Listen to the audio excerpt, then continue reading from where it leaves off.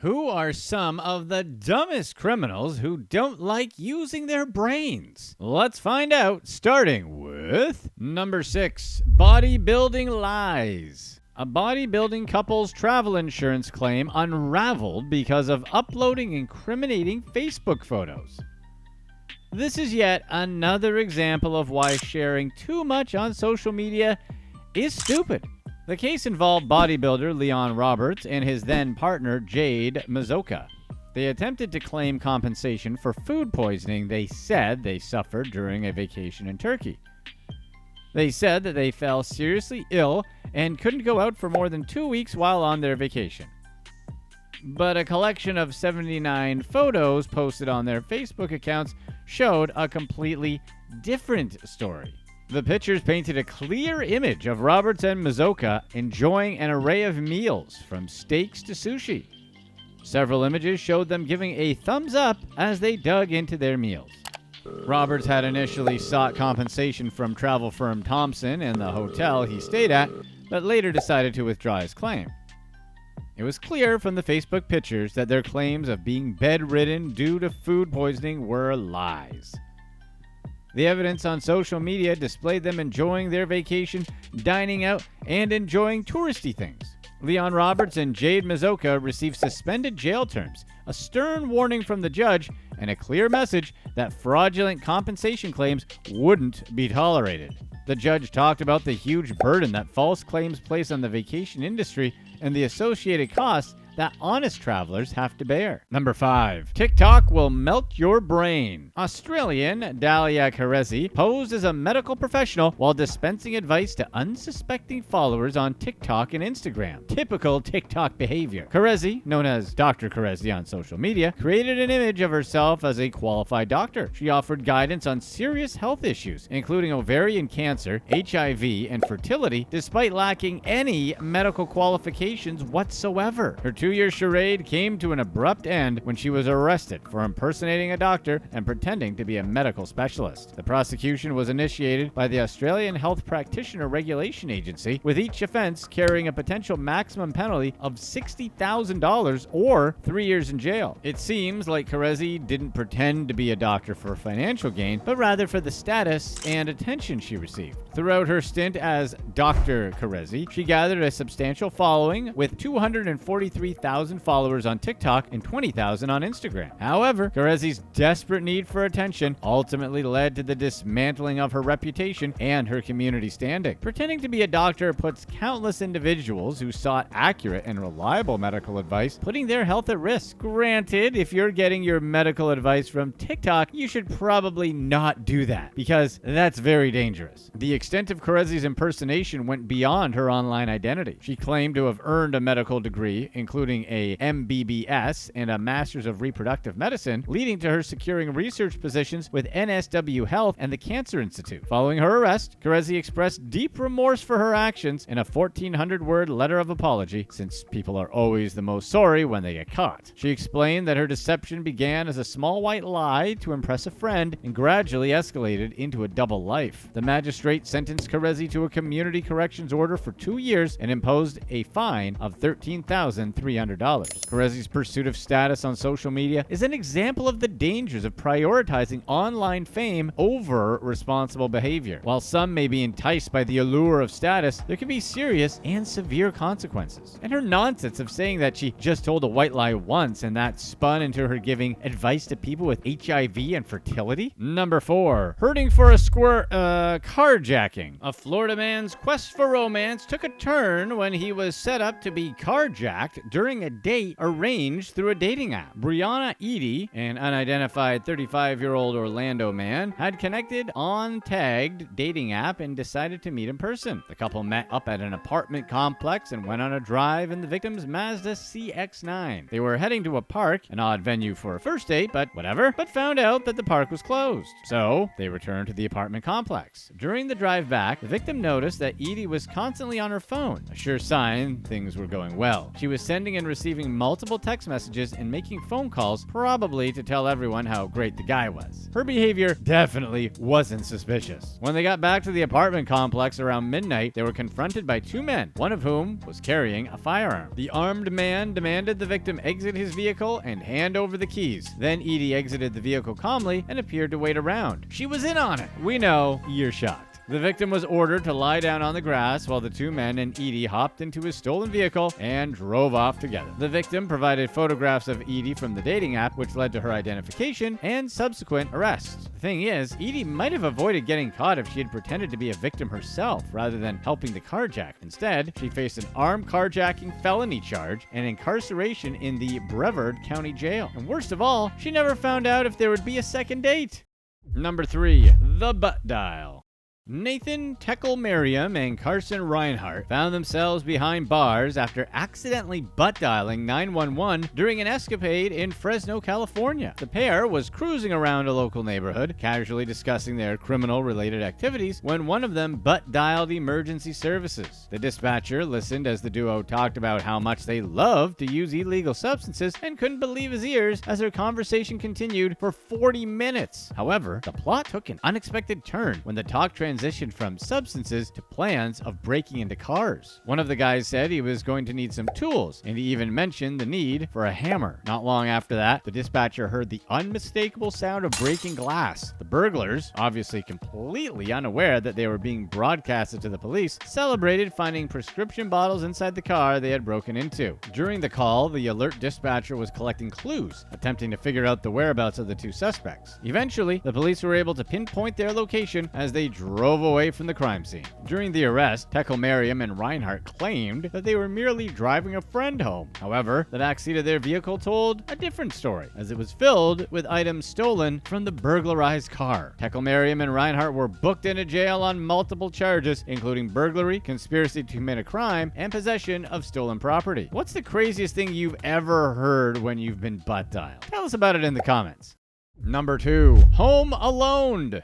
On a chilly Christmas morning in Gainesville, Georgia, a robber reenacted a scene from the classic movie Home Alone. Luis Bacho Ordonez decided to rob a local business on this festive day. Hiding behind the business, he brandished a firearm and demanded cash from an employee who was coming out of the building around 1 a.m. on Christmas morning. But Luis's ill-fated heist took an unexpected trip. As he attempted to make his escape, he slipped on a patch of ice and fell flat on his back. His mishap bore a striking resemblance to the famous scene from Home Alone, where one of the burglars, Marv, slips on ice while attempting to break into the McAllister's house. Responding to the incident, local EMS treated Luis's injuries, and he found himself being taken into custody and transported to the Hall County Jail. Luckily, the peculiar episode ended without anyone being harmed, and the attempted robber's grand scheme was thwarted by a patch of ice. If you're enjoying this video, be sure to stay tuned right here for our past release to find out just how dumb this guy was. Our last story here helps give you a clue. Number 1. Facebook Diaries. Even though this is an older story, it's still too good to not highlight. Two thieves in the UK, Jonathan Dugan and Matthew Murphy, managed to land themselves behind bars for 9 years because of their own blatant self-incrimination on Facebook. The duo embarked on a 7-month spree of thefts and robberies, which included the theft of high-performance cars, motorcycles, and bottles of champagne from various victims all over the UK. Their criminal escapades came to an end not through meticulous police work or elaborate investigations, but rather because of their overwhelming desire to show off their loot on Facebook. The pair stupidly posted near 50 images on Facebook, with each photo offering undeniable proof of their crimes. Bragging about everything they stole left behind a treasure trove of incriminating evidence. Acting on a tip from one of the victims, the former owner of a KTM motorbike, police needed a little more than a few clicks to uncover all the evidence they needed. After a court hearing, Jonathan Dugan and Matthew Murphy were both sentenced to 9 years and 4 months in prison. The lesson here is pretty obvious. Social media is not the platform for bragging about your criminal achievements. While this story isn't recent, it still serves as a reminder of the amazingly stupid ways in which people incriminate themselves. So if you ever plan on ripping off a bunch of people, probably don't brag about it on one of the most popular social media outlets.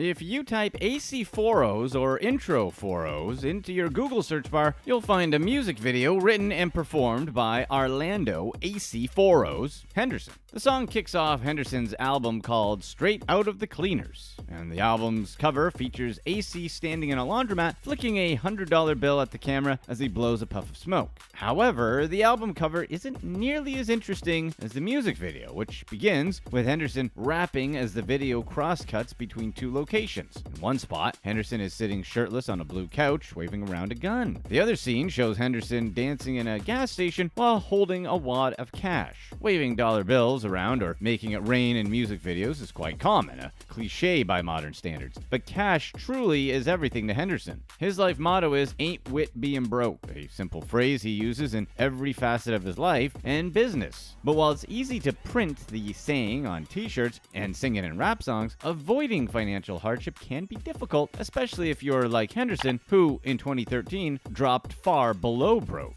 In 2013, Henderson filed for Chapter 13 bankruptcy, owing over $26,000 to various creditors. In July, Henderson agreed to pay them $447 per month for 60 months. However, in August, the administrators filed a motion in court to dismiss Henderson's case. Their reason? AC Foros neglected to attend a 341 meeting between him and his creditors. A 341 meeting is like an interrogation of the person in debt. It's a chance for the creditors to question them under oath about their assets and liabilities. He also failed to show up for his debtor education class, a program that helps people with poor money management skills learn how to avoid debt, which was a part of the terms he supposedly agreed to in court. Henderson was horrible with money and clearly could not be trusted. It only seems fitting that he'd eventually get a job at the bank. As you can probably guess, that bank was Wells Fargo. Henderson began working at their Charlotte location as a vault runner. To put it bluntly, the man who went bankrupt 6 years ago received the literal key to a vault filled with millions of dollars. Henderson started his new job in April of 2019. In their indictment, investigators believe Henderson wasted no time in stealing money. After working at the bank for 2 months, Henderson hatched a brilliant idea. He could steal money from the vault whenever a customer made a deposit. However, he knew he'd have to start small, so Henderson's first score was only $446. Coincidentally, $1 less than what he'd agreed to pay his creditors back in 2013. Nobody seemed to be missing the money. To Henderson, the scheme was a success. Henderson decided to steal a little bit less the next time. Perhaps he wasn't ready to press his luck. Not just yet. His second swipe amounted to $200. A few days later, Henderson strolled back into the vault and stole another $411. You would think that someone would notice if $1,000 went missing. Apparently, nobody did. Henderson knew the bank would eventually catch on. He was smart enough to come up with ways to cover his tracks, but dumb enough to think they'd work. He created false deposit documents and even went as far as to destroy real documents filled out by customers. If there was no paper trail of the deposit, how could anyone prove the money was there to begin with? Henderson's clever cover-ups worked at first, as no one seemed to notice. To launder the stolen cash, Henderson deposited the money in a nearby ATM. Seeing the money falling into his bank account must have looked good, because the next day, on June 21st, Henderson came into work and scraped another $850 from a customer's account. From the 21st onward, a massive shift occurred in Henderson's thinking. After that $850 was deposited, the Carolina rapper started taking his embezzlement scheme to new and dangerous heights. According to investigative records, on June 24th, Henderson stole $5,400. The very next day, he stole another $5,000. The day after that, he downsized to $1,300. After the 26th, Henderson took a 5-day hiatus from ripping off Wells Fargo customers. He probably felt like he deserved a vacation. However, the hiatus only served as a consolidation period. Henderson was already riding down a slippery slope, which felt more like a high, if anything. He continued to steal cash from the vaults, this time in far larger amounts. Henderson's increasing payload played out like a 3-act play. He began slowly with the first $400, taking baby steps until he was stealing a few thousand here and there. By the show's climax, Henderson had stolen over $13,000 in one day before ending on one last $3,000 score. His final farewell. The grand total added up to $88,000. So, what did Henderson do with the money he stole? As mentioned before, he put some in his bank account. The deposited money, specifically $20,000, was used to put a down payment on a brand new shiny white Mercedes-Benz. Besides the car, Henderson kept most of the cash in his home, prompting one of his friends to comment on how strange it was that he kept it lying around. He wondered if Henderson had ever heard of a bank. Of course, Henderson knew more than most about banks. He knew enough about banks to forge statements, which Henderson used to finance his 2019 Mercedes, which he spent more time taking pictures of than actually driving. Henderson made sure his social media followers knew how good 2019 had been to him. One post from July 6th shows 4 photos of Henderson with 3 stacks that probably add up to $30K. The first photo depicts Henderson hiding his face behind a fan of cash as if he's playing cards. The second was a candid shot of Henderson making it rain, and the third shows him, after apparently picking the money up, holding the greenbacks in 3 stacks thicker than a Harry Potter book. Then, on September 9th, Henderson posted a selfie with his white Benz. He stood in the foreground holding a blue designer bag in his right hand, while the left gestured to the camera. And if you look close enough, you could see a shiny Gucci belt wrapped around his waist. Though there's no flaunted cash in this post, you get the message. Henderson ain't wit being broke, but not so good at writing captions. Under the Benz selfie, Henderson wrote, "Brand new deposit," followed by a box emoji, an airplane, a big van, and a handicap sign. In the first post, Henderson claims he got the money out the mud after he made it out the trenches, followed by a broken down home emoji and a camera to signify where he supposedly came from and where he is now. In other words, if you were an ignorant social media scroller and happened upon Henderson's posts in 2019, you'd think he was a remarkable rags to riches story, not a lower middle class man in his late 20s who stole from the bank vaults at Wells Fargo. Eventually, reality would creep up on Henderson. Eventually, bank officials became suspicious and called in investigators to determine why and how $88,000 was missing from their vault. After examining each employee, one stood above the rest. The only employee posting pictures with large amounts of cash, expensive clothes, designer accessories, and a luxury car that far surpassed his pay grade. On December 4th, 5 months after his first theft, the FBI arrested Henderson in San Diego. He was brought to a federal detention center, informed of his 19 charges, including theft, embezzlement, 12 counts of fabricating false entries, and money laundering. The feds then provided Henderson with a public defender named Benjamin Davis, who did not bother to defend his client when reporters called for interviews. Eventually, federal officials moved Henderson to the crime scene, North Carolina. Not long after his cross-state move, Henderson pleaded guilty to all charges in a federal court in Charlotte. The date was March 20th, meaning Henderson was moved around by feds like a wayward Amazon package between December and March. Nevertheless, Henderson still managed to release a new rap single. The single was called, and we're not making this up, First Day Out. On January 11th, only a few weeks after being detained by the FBI, Henderson officially released the song on YouTube. Say what you will about Orlando Henderson, but even his harshest critics have to admit he has impeccable timing. Henderson was formally charged for his crimes and is staring down the barrel of a hefty prison sentence and multi-million-dollar fine. However, Henderson is currently a free man, as he's innocent until proven guilty in court. While his case moves through the process, Henderson seems to think everything's fine. Scrolling through his social media pages, you'd never think anything bad happened. The free man posted his homecoming on Facebook, saying he was ready to conquer the summer, and conquer he did. Throughout the summer of 2021 and the subsequent fall months, Henderson wanted his followers to know he was still, quote, ain't wit being broke. 2 days after announcing his return home, Henderson posted a picture of himself on Facebook wearing a hoodie with the caption, "He put up for a min." Then, on August 28th, he posted a picture of himself standing in front of his white Mercedes captioned, "Somewhere in the trenches in that same Benz," implying he still owns the Mercedes he bought back in 2019. It seems very odd that Henderson was able to keep the Mercedes after financing the vehicle with a falsified loan application. There is a possibility the photo Henderson posted was taken in 2019, and he added the caption to mislead people into thinking he kept the car, leaving his actual living circumstances in a shroud of fake hustle game mystery. We may never know what Henderson is really up to, but perhaps we can try to understand why. Ain't wit being broke is much more than a phrase to Henderson. It's a mindset. He lives and dies by the mantra, ain't wit being broke. He named his own record label after the motto and printed the logo on his t-shirts. However, ain't wit being broke doesn't mean Henderson avoids being broke. No, it means he avoids looking broke, as evidenced by Henderson's social media posts and the brutal reality printed on court and state documents.